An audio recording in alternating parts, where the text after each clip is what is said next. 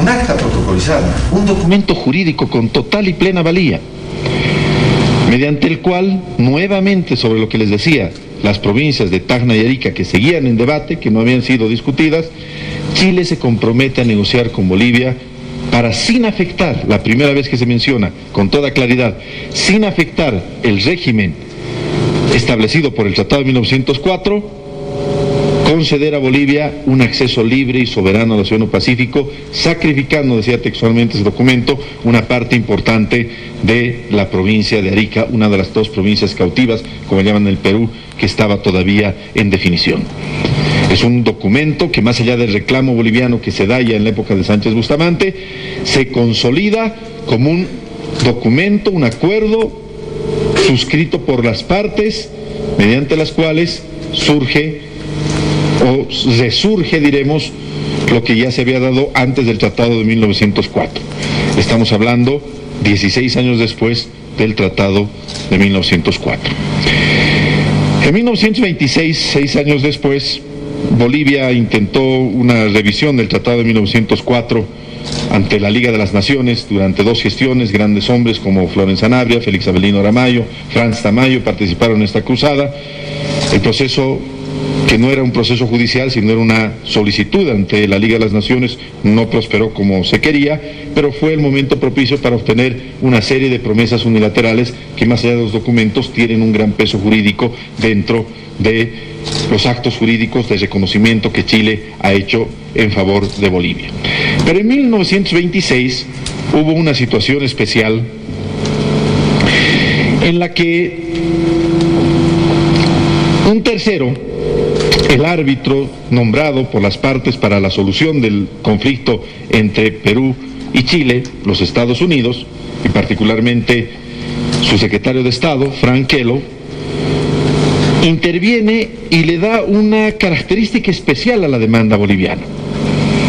Ante un ofrecimiento de Chile, el mismo ofrecimiento de siempre, el presidente de Estados Unidos le encarga, es lo que se sabe, el presidente Coolidge le encarga a Kellogg que haga una propuesta formal, que las dos naciones, Perú y Chile, le cedan a Bolivia, a través de uno o varios documentos, la totalidad, una parte de los territorios en disputa, como un reconocimiento de la necesidad de la nación boliviana de obtener un acceso libre y soberano al Océano Pacífico.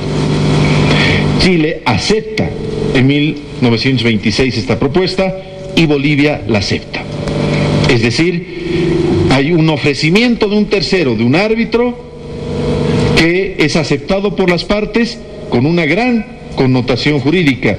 Hablábamos con Daniel en un programa de esta característica hace algunos días. En 1950, para efectivizar el tiempo, se da otro hecho jurídico fundamental que se trasunta, que se va a trasuntar, que se va a convertir en un acuerdo formal.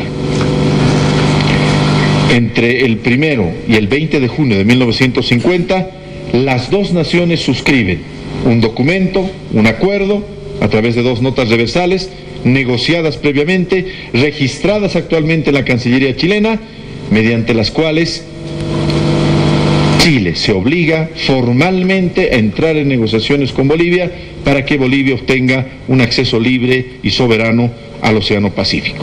Estamos hablando de 46 años después de la firma del Tratado de 1904 y casi 70 años después de la confrontación bélica. Imagínense ustedes cómo el derecho boliviano, no la aspiración, porque Bolivia, y eso lo vamos a ver después, no tiene una aspiración, tiene un derecho. Las aspiraciones se piden, se suplican, se ruegan, los derechos se ejercen. Y cuando no se los puede ejercer directamente, se los demanda ante los tribunales. Ustedes son abogados y eso es justamente lo que ha hecho la nación boliviana de la mano del presidente Evo. En 1961, nuevamente, la larga cadena concatenada y unida que venía desde antes de la firma del Tratado de 1904 resurge. Un embajador de Chile en Bolivia, el embajador Manuel Truco, le entrega al gobierno boliviano un documento que la historia lo conocería como el Memorándum Truco, un reconocimiento de la vigencia del acuerdo de 1950, que a su vez se basaba en 1920 y en 1895, que reconocía que más allá del Tratado de 1904 había un tema pendiente entre Bolivia y Chile, el tema del acceso soberano al Océano Pacífico, un nuevo compromiso escrito y formal de parte de Chile. Entre 1975 y 1978, conocen ustedes, se da lo que se conoce como el proceso de Charaña. En el proceso de Charaña, que empezó ahí en febrero de 1875, en un vagón de ferrocarril en el más desértico altiplano, surge uno de los procesos más grandes que comprueba y afianzan el derecho boliviano. Una serie de documentos suscritos entre la reunión que fue en febrero y el acuerdo que se da en diciembre de 1975 son nuevamente documentos jurídicos, actos jurídicos que reafirman la obligación de Chile, porque Chile nuevamente se compromete con Bolivia a negociar de buena fe para que Bolivia obtenga un acceso soberano al Océano Pacífico. Entre 1979 y 1989, por un periodo de 11 años, en el plano multilateral, al plano al que nunca quiso llegar Chile, porque Chile cada vez que reclamábamos en la vía directa y negaba sus compromisos, sacaba el Tratado de 1904. Y cuando se reclamaba en el plano multilateral, nos quería traer al plano bilateral con el argumento de 1904. Como dijeron nuestros profesores, ha sido fácil para Chile soplar durante más de 100 años frío y caliente, acercarse y después rechazar, acercarse, comprometerse, firmar y después desconocer, rechazar, retroceder en sus ofertas. Ya en el plano multilateral se dan un total de 11 resoluciones de la Organización de Estados Americanos, 3 de las cuales son suscritas, votadas, aprobadas por Chile.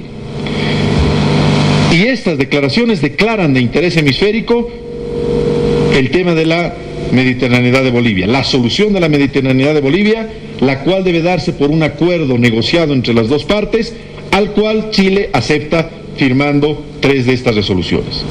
El tema no desapareció en 1989, sino es que se mantuvo latente justamente hasta el año 2013, en que Bolivia presenta una demanda ante la Corte Internacional de Justicia y de alguna manera se marca el camino, sin abandonar la multilateralidad, se marca y se prioriza el camino de la justicia internacional por la decisión del presidente Evo Morales.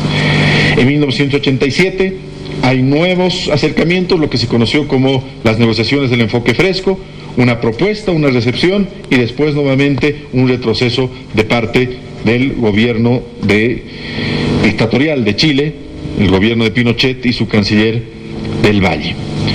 En la década del 90, varios hechos jurídicos reafirman la supervivencia y el mantener viva la demanda boliviana, la declaración de Algarve, la agenda sin exclusiones, hasta que finalmente llegamos a la agenda de los 13 puntos cuando el presidente Evo llega al gobierno el 22 de enero del 2006.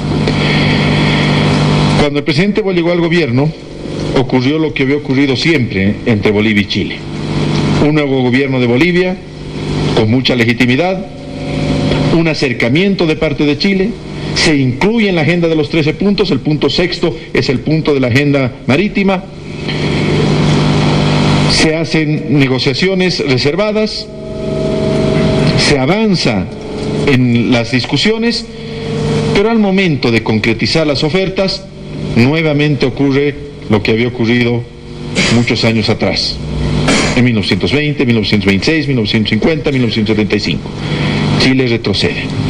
Y Chile había jugado siempre en esas épocas con la inestabilidad de Bolivia. Pero no sabía Chile que al frente ya tenía un país diferente.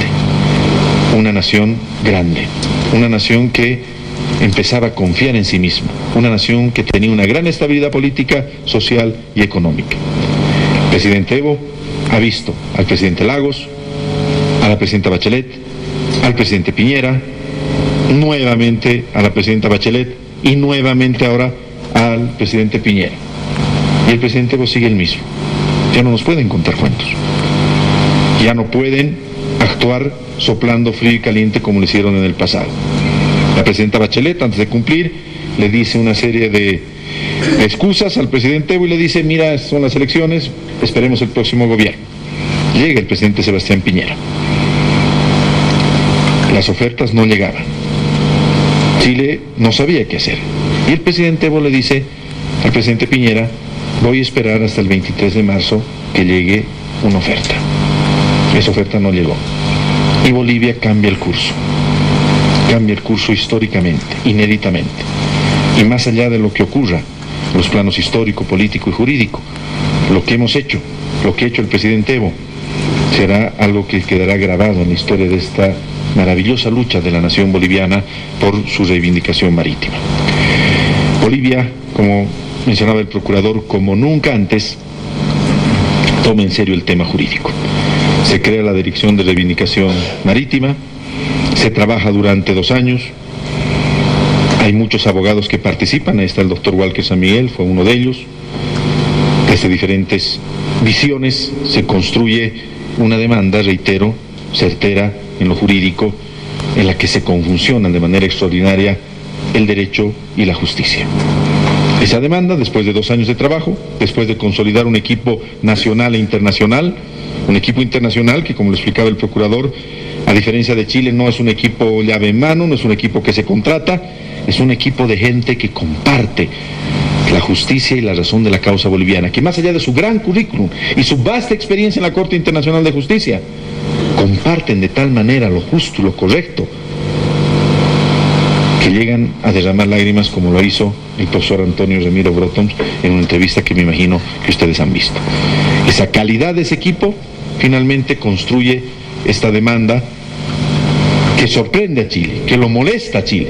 Chile se enfada, empieza a decir mentiras, empieza a hablar una serie de situaciones que no corresponden a la verdad. Nos dice: quieren afectar la estabilidad de las fronteras, quieren violar el Pacta Sunt Servanda, quieren generar un riesgo para las relaciones internacionales de todos los países. Y una por una sus mentiras se van cayendo.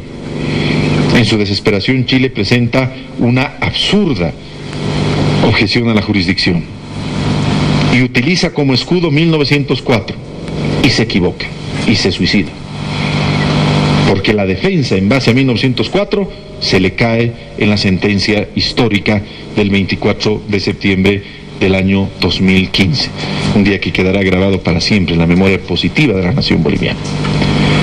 En ese fallo, como lo mencionaba el procurador, se establecen grandes verdades. La primera, una verdad que ya se había mencionado en su momento, cuando se dictó el fallo entre Perú y Chile en la demanda por límites marítimos. Bolivia nació con territorio. Bolivia se encontraba entre Perú y Chile.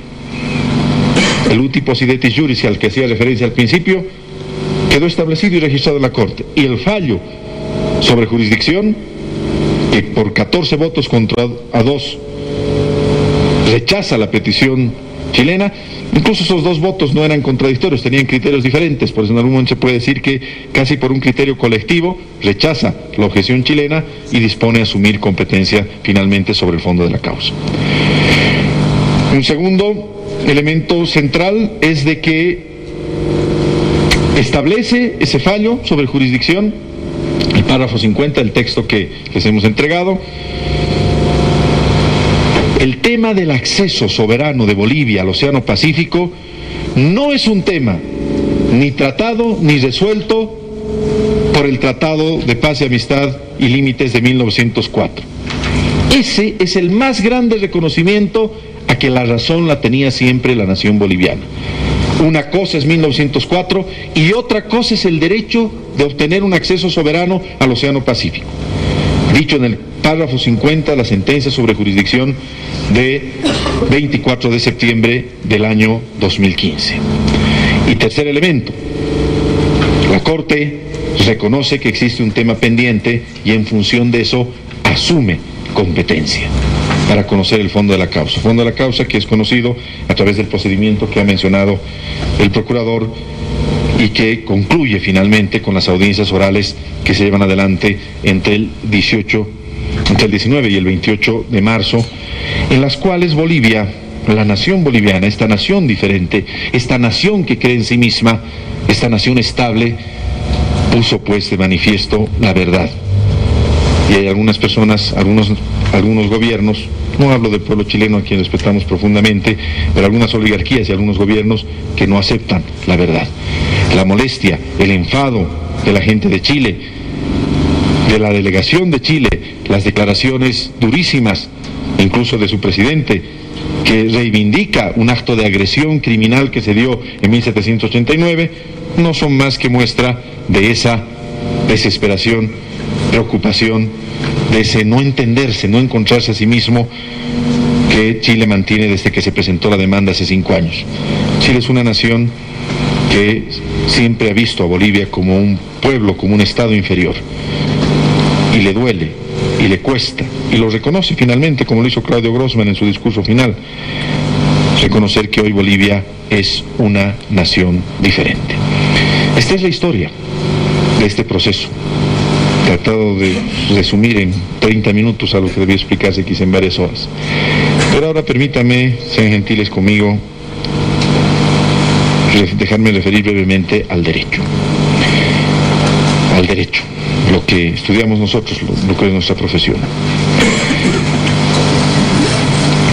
En 1904, y el acceso soberano de Bolivia al Océano Pacífico, con antecedentes incluso anteriores a 1904, es un tema zanjado y definido por la Corte.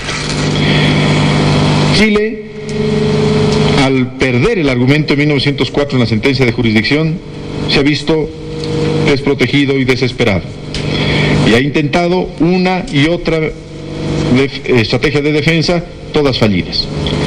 Primero ha vuelto 1904, lo cual es un suicidio, porque es una falta de respeto a la Corte. La Corte dijo que eran dos cosas diferentes. Segundo, dice, los actos jurídicos no eran actos jurídicos. Falso, como vamos a ver, todos y cada uno de ellos están refutados por el derecho internacional como actos jurídicos. Tercero, dice, esos actos jurídicos ya han prescrito. Bueno, no son o no son actos jurídicos. Bueno, se confiesa Chile que son, pero han prescrito. Falso. Como lo ha demostrado de una manera extraordinaria en una de las presentaciones más brillantes el profesor Matías Fortuat, esos actos siguen un hilo conductor, un hilo concatenado hasta el día de hoy, que es una obligación constante. Y en su última desesperación, ¿saben qué ha dicho Chile? Chile dice, no, pero fue Bolivia la que no quería el mar. En 1975, el intercambio, en 1950, el tema del agua, llegan a eso. O sea, si pasa imposible esto, ¿no? Como dicen los abogados. Una estrategia de derrota. ¿Qué está en el fondo? En el fondo, permítanme hablarles solamente de 3 elementos. Son en total 6, pero permítanme hablarles de 3. Primero, los acuerdos. El pacta sunt servanda. Lo que ellos nos reclamaban a nosotros de no cumplir, ellos son los que no cumplen. En 1920, 1926, 1950, 1975, son acuerdos. Dentro de la lógica del derecho internacional, como lo han mostrado nuestros abogados. Estándar de acuerdos mucho más altos que los que la Corte Internacional de Justicia en el proceso Perú-Chile ha establecido a favor del Perú.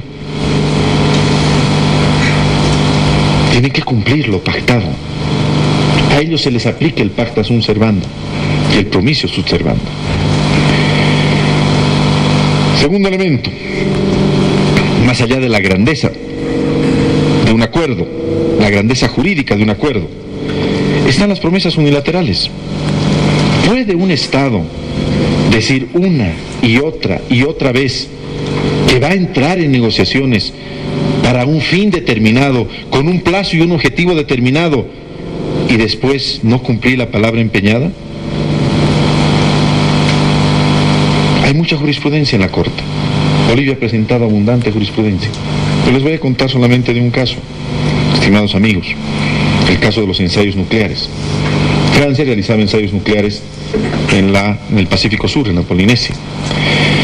Y esos ensayos dañaban el medio ambiente, destrozaban el hábitat de los países. Finalmente a Francia le demandan.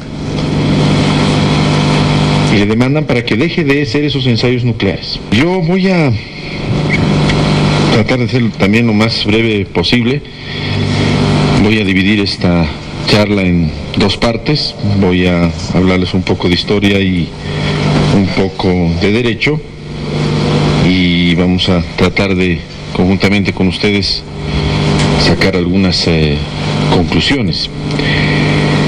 Empecemos hablando un poco de historia. ¿Dónde surge todo este proceso, este desarrollo que lo ha explicado, lo ha narrado el procurador, el doctor Pablo Menacho? En principio, debemos remontarnos al origen de las naciones, ¿no? Ustedes saben, todos los estados latinoamericanos obtuvieron su independencia a principios del siglo antepasado, y por una figura que utilizó fuertemente el libertador Simón Bolívar, el uti possidetis juris, los territorios, los estados, se formaron sobre la base de los antiguos territorios. Y el territorio que correspondía, en lo que se le conocía en ese momento como el Alto Perú, era la Real Audiencia de Charcas. La Real Audiencia de Charcas, que había pasado, después de ser su fundación en el siglo XVI, había pasado, en el año 1776, a depender de la jurisdicción del Virreinato del Río de la Plata. La Real Audiencia de Charcas tenía un territorio que lindaba con el Océano Pacífico. Ese territorio lo había asumido de una cualidad marítima que tenía el imperio incaico, particularmente la parte del Collasuyo, dentro del gran imperio del Tahuantinsuyo, de los Cuatro Suyos, y que había heredado aún más antes de los asentamientos, posiblemente los pueblos incaicos, Tiahuanacu, por ejemplo, que se tienen evidencias científicas, tuvieron asentamientos sobre el Valle de Azapa. Es decir, el territorio, la jurisdicción boliviana, con lo que nació la República de Bolivia, fue siempre un territorio unido, conectado, con cualidad marítima, conectado sobre el litoral pacífico. Esa situación se estableció en 4 constituciones chilenas, y esa situación fue considerada en el proceso de construcción de la nación boliviana, tanto el decreto de 9 de febrero de 1825 como el acta de la independencia suscrita finalmente el 6 de agosto de 1825, celebrando un año de la batalla de Junín. La situación empezó a tornarse difícil y complicada cuando los intereses chilenos descubrieron la posibilidad de una gran alianza, obra del mariscal Andrés de Santa Cruz y Calahumana, entre el Perú y Bolivia. Y surgió lo que se conoce en el tiempo como la doctrina Portales. La doctrina Portales fue una ideología, una doctrina chilena que consideraba, como lo dijo textualmente el chileno Portales, que la idea de la unión entre Perú y Bolivia debería desaparecer para siempre del mapa de Latinoamérica. Él dice en su doctrina que Perú y Bolivia unidos serán siempre más que Chile. Y es así que se torpedea y se destruye la idea, finalmente en Yungay, se torpedea la idea de la unión entre estas dos naciones. Y como segunda medida expansionista del Plan Portales, en la década de 1840 se empieza a sembrar la profunda confusión entre el desierto de Atacama, el despoblado de Atacama, como literalmente señalan las constituciones chilenas, como el límite más al norte. Chile surgió con límites muy claros y muy precisos, establecidos en 4 constituciones y marcados por la naturaleza. El límite norte, como lo reconocen sus constituciones, fue el paralelo 25, el río Salado, el Valle de Copiapó, al norte del Valle de Copiapó, el despoblado de Atacama o el desierto de Atacama. Ellos nunca tuvieron la capitanía de Chile, que se formó como una figura de jurisdicción, de organización territorial, nunca tuvo territorios más allá del paralelo 25. Pero en la década de 1840, las ansias expansionistas chilenas empezaron a sembrar confusión con una serie de medidas, incluida la de establecer una provincia denominada Atacama para sembrar la confusión. Ese hecho y la nutrida inestabilidad de Bolivia, una inestabilidad que empieza en 1826 y termina justamente después de la guerra en 1880, con un total de 11 constituciones políticas, un total de 32 golpes de Estado en ese periodo, una inestabilidad terrible. Aprovechando esas circunstancias, finalmente Chile logra la confusión y logra la suscripción del primer tratado, el tratado del año 1866. En 1866 se da una figura inédita en el derecho internacional porque se establece un área de medianería para la explotación de los recursos naturales. Situación que genera, obviamente, el antecedente del pretexto que Chile va a utilizar años después en la invasión al puerto de Antofagasta. Entre el paralelo 25 y el paralelo 23 se estableció un área de medianería para la explotación, para el beneficio de la explotación de los recursos naturales, y se fijó la frontera en el paralelo 24. Un nuevo tratado de límites en 1874 trata de corregir esta situación. El primer tratado había sido firmado por el tristemente célebre Mariano Melgarejo, pero no logra finalmente el cometido de establecer un lindero claro y definido en lo territorial, en lo económico y en lo geográfico político entre Bolivia y Chile. Ustedes conocen muy bien, para hablar muy a grandes rasgos, el año 1877 se da un maremoto, un hecho fortuito que le obliga al gobierno del presidente Daza a crear una nueva contribución. El tratado de 1874 y un protocolo adicional que firmaron en 1875 había establecido con toda claridad que los beneficios de las contribuciones serían repartidos a mitades y no se crearían modificaciones a esos beneficios. El presidente Daza utiliza una figura diferente porque establece la creación de un nuevo gravamen en base a una emergencia. Chile, bajo diferentes antinomias, no entra directamente al arbitraje, que sí lo establecía el protocolo de 1875, un protocolo complementario, y finalmente, ante la decisión soberana del presidente Daza de cancelar la licencia de operación de la Compañía de Salitres y Ferrocarriles de Antofagasta, se desencadena la invasión, una invasión absolutamente injustificada, que no guarda ninguna relación con lo que fue el derecho internacional de esa época. En esa época habría la obligación de haber declarado la guerra, de haber agotado los procedimientos de arbitraje. Esa gesta de la cual nos dice en su discurso desde la moneda el presidente Sebastián Piñera Echenique le hace sentir orgulloso, fue una situación absolutamente vergonzosa de una nación que, siguiendo el plan Portales, que siguiendo su lógica expansionista, finalmente utilizó un pretexto para realizar una invasión cobarde, injustificada, sin ningún aviso previo. Por eso es que el presidente Evo ha ratificado en innumerables ocasiones que lo que ocurrió no fue una guerra, sino fue una invasión injustificada. 3 blindados, 4 embarcaciones en total, una tropa superior, toma la mañana del 14 de febrero de 1879 el puerto de Antofagasta, el lugar donde residía la compañía de Salitres y Ferrocarriles, y en vez de quedarse protegiendo los bienes de esa empresa, se adentra fuertemente en el territorio, toma mejillones, toma cobija y finalmente llega hasta el límite con el Perú, país que entra a la guerra en virtud del tratado de mutua defensa que tenían entre Bolivia y Perú. Como ustedes saben, el resultado de la guerra llevó a que Chile controlara, incluso durante varios meses, varios años, la propia capital del Perú, la ciudad de Lima. El tratado de Ancón, suscrito en 1883, finalizó las hostilidades bélicas. Bolivia se había retirado en abril de 1880, la batalla del Alto de la Alianza, y la situación quedó difusa.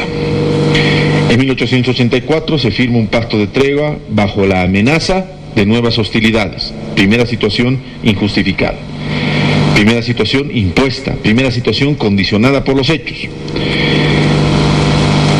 En 1895, finalmente, ante la situación geopolítica de la región, ante la inminencia de una guerra entre la Argentina y Chile, Bolivia logra la suscripción de 3 tratados fundamentales, lo que se denominaron los tratados de transferencia de 1895. Bolivia y Chile utilizan un mecanismo que sería más adelante utilizado varias veces para darle el acceso soberano a Bolivia al Océano Pacífico. Las provincias de Tacna y Arica, 2 provincias que en virtud del Tratado de Ancón habían quedado en la indefinición. Sería un plebiscito el que definiría la suerte de estas 2 provincias, serían finalmente el objeto una y otra vez hasta 1929, como vamos a ver, de la constante disputa y la posibilidad de que Bolivia obtenga un acceso soberano sobre el Océano Pacífico. Esas 2 provincias y finalmente un territorio por el límite entre Perú y Chile que fuera firmado en el Tratado de Lima del año 1929 más adelante. La Argentina y Chile estaban a un punto de enfrentarse bélicamente, en una de las confrontaciones bélicas más terribles que hubieran ocurrido en ese tiempo en la región. Y ahí Chile hábilmente desarrolló lo que se conoce en la historia como la política boliviana, una política de acercarse a Bolivia, y los tratados de transferencia de 1895 son resultados de esa política. Un hecho que ocurre entre las 2 naciones, el abrazo del estrecho entre los presidentes Julio Argentino Roca y Errázuriz Erauchen a finales del año 1899, y la paz que se firma entre Argentina y Chile. Nunca habían llegado a enfrentarse, pero firman un armisticio, lo que se conoció en la historia como el abrazo del estrecho, en el extremo sur del continente, hacen que Chile pierda el interés en obrar su compromiso, cumplir un tratado firmado, suscrito, ratificado por su parlamento y registrado en su Cancillería. Este hecho, sumado a la inestabilidad política de Bolivia, no nos olvidemos de que quienes se habían opuesto férrea y tenazmente a los tratados de 1895 eran los liberales, que querían derrocar 20 años de los gobiernos conservadores, particularmente el gobierno al último del presidente Severo Fernández Alonso. Prometieron una serie de situaciones que nunca cumplieron en el paso del tiempo. Ahí están las grandes promesas de José Manuel Pando. La primera, recuperar el mar por las armas. Por eso se opusieron los liberales a la firma de los tratados de transferencia. La segunda, mejores condiciones de vida para los indígenas. Y la tercera, la más importante, la que generó el enfrentamiento y la guerra civil del año 1899, el que Bolivia ingresara en un Estado federal, pasara de ser un Estado unitario a ser un Estado federal. Pues José Manuel Pando traicionó sus 3 ofertas. Bolivia nunca entró a ser un Estado federal. Lucio Pérez Velasco definió en la Asamblea Deliberante de finales de 1899 que Bolivia quedara en un Estado, en la forma de un Estado unitario concentrado. El gran elemento movilizador fue traicionado por los liberales. Un segundo elemento, mayores reivindicaciones para los indígenas, todo lo contrario, los indígenas siguieron en las peores condiciones de vida, y el gran líder, aliado y artífice del triunfo de los liberales y el Ejército del Norte en la Revolución Federal, Zárate Vilca, ¿no es cierto?, fue asesinado en el trayecto de La Paz a Oruro, disque en plan fuga. Y finalmente, la última traición, es el sucesor liberal de José Manuel Pando, Ismael Montes, quien finalmente ha de firmar el 20 de octubre de 1904 el Tratado de Paz y Amistad, entre comillas, de paz y amistad entre Bolivia y Chile. Bajo esa figura y bajo una soledad absoluta en la que se encuentra Bolivia, y bajo una amenaza constante y reiterada de Chile, hay que leer la carta, esa célebre carta de Abraham Coney, ¿no es cierto?, de prepotencia, de abuso, de irracionalidad que reflejaba la política de Santiago. Finalmente, y por las contradicciones internas, Bolivia suscribe el Tratado de 1904. Un tratado que el presidente Evo lo ha calificado como impuesto, injusto e incumplido. Analicemos estas 3 características. Es un tratado impuesto. Hay que considerar las condiciones en las que se encontraba la nación boliviana después de que Chile y Argentina se habían dado el abrazo del estrecho, después de la debacle que significó la Revolución Federal o la Guerra Federal y el antecedente que les acabo de contar hace un momento, después del ahogamiento económico que nos imponía el dogal aduanero al cual estaba sometido Bolivia como una fuerte medida de presión de parte de Chile para ceder finalmente su litoral. Las condiciones económicas, militares, políticas del continente generaron pues una imposición, ¿no es cierto?, de un tratado que, además de ser impuesto por las condiciones, el aislamiento, la soledad de Bolivia y las condiciones agresivas y opresoras de Chile, fue un tratado injusto. ¿O es justo entregar las tremendas riquezas que tiene el litoral boliviano, lo que en algún momento llamó, principalmente el cobre, lo que llamó el presidente Salvador Allende, el sueldo de Chile? Entregar 120.000 kilómetros cuadrados, 400 kilómetros de costa, por un libre tránsito a medias, por 300.000 libras esterlinas, por la construcción de un ferrocarril y por la garantía de un 5% para construir otros ferrocarriles. ¿En alguna mente humana, en alguna razón humana puede entenderse de que eso es una situación justa? Por supuesto que no. Y es un tratado incumplido. Si no, analicen ustedes lo que dice el tratado y lo que pasa en nuestros días, hoy en nuestros días, más de 100 años después de la firma del tratado de 1904. La situación que pasan nuestros camioneros, la situación que pasan nuestros transportistas, la humillación que viven, los perjuicios que vivimos por los paros constantes a los que el gobierno chileno no soluciona, por las políticas privatizadoras liberales que tiene la nación trasandina. En realidad, lo que afirma el presidente es una mera verdad a la luz de los hechos y la razón, más allá de las consideraciones jurídicas, a la luz de la razón, que es el elemento principal que debe guiar nuestros actos. Es un tratado impuesto, injusto e incumplido. Pero como es de esta naturaleza, un tratado de esas características no iba a llevar lejos. Si bien el tratado, que es la bandera principal, el alfa y omega de las relaciones entre Bolivia y Chile, es un tratado firme que Bolivia ha respetado, este tratado en los hechos no solucionó el derecho subyacente. El derecho subyacente que venía de 1895, que venía de la política boliviana, que venía del Pacto de Tregua de 1884.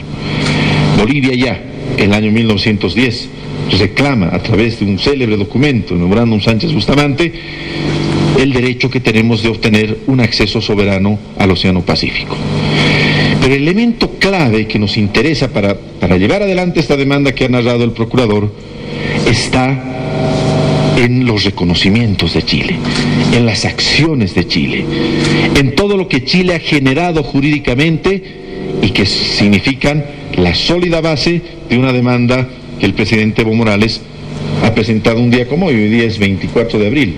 Exactamente hace 5 años se presentó en La Haya, en el Reino de Holanda, la sede de la Corte Internacional de Justicia, esta demanda que, como vamos a ver, a la luz del derecho, la justicia y la historia, es una demanda victoriosa y vencedora que, a diferencia de algunas críticas aisladas de personas que quizá por un espíritu mezquino no reconocen en un presidente indígena todo lo que se ha construido para la nación boliviana, más allá de esos criterios, es una demanda que con toda seguridad nos pone en el camino a llegar a obtener un acceso soberano al Océano Pacífico. El año 1920 se da un primer hecho. Voy a mencionarles solamente algunos hechos por razones de tiempo. Voy a saltarme varios de los actos jurídicos que generan la base de nuestra demanda. Francia no va a ser nunca más un ensayo nuclear en el Pacífico Sur. La Corte toma esa palabra porque es la palabra de un Estado, porque si no confiamos en la palabra de un Estado, en la palabra de quién confiamos, y si era el caso, sentando una jurisprudencia de oro. Cuando un Estado hace una promesa unilateral, tiene la obligación de cumplirla. Le hemos presentado a la Corte Internacional de Justicia 1, 2, 3, 4, 5. Tuviéramos tiempo, hablaríamos uno por uno. Las promesas unilaterales jurídicas expresadas por lo que llaman en derecho internacional la Troika, las 3 autoridades facultadas para hablar. Y tercer elemento, la buena fe.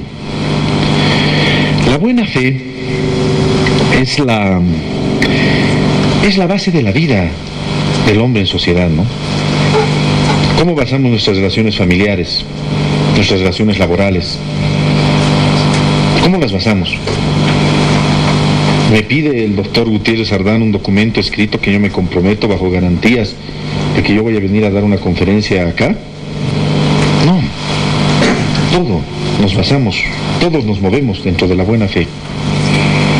Si los seres humanos en nuestra individualidad nos basamos en la buena fe, ¿cómo no se va a aplicar ese principio a los estados, a las naciones, a las sociedades jurídica y políticamente organizadas, a las entidades supergentilicias, como decía esa palabra don Manuel Morales Dávila, un profesor de Derecho Constitucional, que están por sobre todos los estados y que de acuerdo a Kant actúan como un estado, o mejor dicho, actúan como una persona, titular de derechos y obligaciones, titular por supuesto de una buena fe?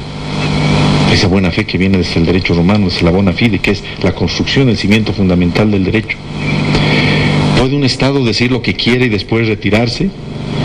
¿Puede después ir a la Corte Internacional de Justicia, el más alto tribunal que ha creado la humanidad para solucionar controversias de manera pacífica, y con la chicana de la minucidad de decir, no, este acuerdo no estaba ratificado por el Congreso boliviano, aquí hubo tal situación? Creo que los abogados conocemos con el nombre de la chicana. ¿Puede eludir la responsabilidad de un Estado, de una nación? ¿Puede desconocer acuerdos, promesas unilaterales, buena fe, los instrumentos sobre los cuales se asienta una sólida demanda, reitero, victoriosa y vencedora, que Bolivia ha construido? La respuesta la conoceremos seguramente hasta fin de año o un tiempo después, de mano de la propia Corte Internacional de Justicia. Yo cierro con una reflexión final, queridos amigos, perdón por lo extenso. El maestro uruguayo Eduardo Couture, en el derecho, nos decía: hay que luchar siempre por el derecho, pero cuando se encuentra en conflicto el derecho y la justicia, hay que inclinarse por la justicia. Pues bien, en palabras del profesor Antonio Remiro, en la causa boliviana se juntan de una manera extraordinaria el derecho y la justicia. El derecho internacional, basado sobre todas estas instituciones a las que me he referido, que las hemos puesto de manifiesto con la mayor solvencia ante la Corte Internacional de Justicia, reitero, la más grande corte que ha creado la humanidad para solucionar controversias de manera pacífica, de las cuales nos sentimos orgullosos por esa construcción y esa fuerza y esa fortaleza jurídica, pero también la causa boliviana es una causa justa, convergen, no hay nada que escoger, como diría Couture, convergen el derecho y la justicia. Pero además del derecho y la justicia, finalmente cuenta la razón.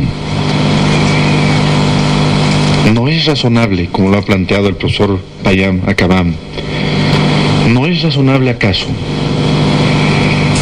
que una nación que nació con cualidad marítima, que provino de una entidad antigua que la identificaba con el mar, que la perdió fruto de una invasión y de una injusticia, de un atropello, algo que los seres humanos rechazan, y cuyo derecho a obtenerla lo ganó nuevamente por el propio reconocimiento del agresor que tiene la obligación de devolverle esa cualidad, ¿no es acaso razonable?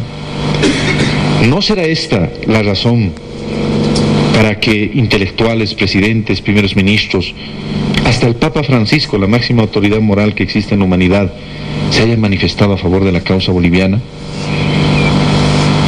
Y que Chile no haya concebido ningún apoyo a su punto de vista, que lo máximo que consigue Chile es la declaración de algún gobierno amigo en la actualidad de ellos que dice es un tema bilateral y que se resuelvan entre ellos. ¿No está en el fondo de la conciencia del pueblo chileno la razonabilidad de nuestra demanda cuando ven que tienen desde Arica hasta Punta Arenas más de 6.000, 7.000 kilómetros de costa, y no es razonable lo que pide Bolivia en función a la historia, al derecho, a la justicia? La razón, ese gran elemento, ¿no? Esa fuente de la realidad y la sabiduría, sin ser kantiano, está con Bolivia. La historia, el derecho, la justicia y la razón están con nuestra causa. Hay que estar tranquilos y hay que reconocer el esfuerzo, el liderazgo y las condiciones. Yo no creo que nosotros tengamos mayor crédito, porque ahí están de testigo personas que han, el propio doctor José Luis Gutiérrez Ardán, que ha trabajado con el presidente y sabemos muy bien que estas cosas, más allá de la especificidad jurídica, requieren coraje, requieren determinación, requieren solvencia. Y con esa solvencia con la que se ha construido hoy la nación es que se ha podido llevar adelante este proceso que nos ha reivindicado a todos. Y este proceso que, en función de estos 4 elementos, la historia, el derecho, la justicia y la razón, estamos seguros concluirá con una sentencia favorable. Muchísimas gracias.